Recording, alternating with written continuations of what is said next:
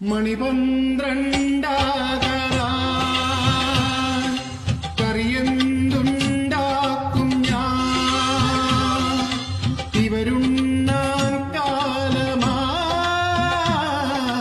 എന്നും കൺഫ്യൂഷനാ.